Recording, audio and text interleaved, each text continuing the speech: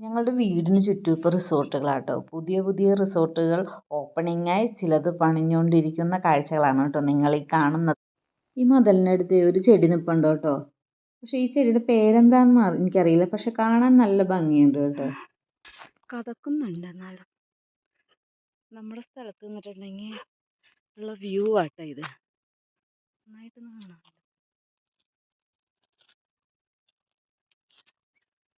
ഇവിടെയൊക്കെ റിസോർട്ട് വന്നേ. കഴിഞ്ഞ വർഷം വന്നപ്പോൾ ഒരു റിസോർട്ടേ ഉണ്ടായിരുന്നുള്ളൂ. ഇപ്പോൾ എന്തോരം റിസോർട്ടാ.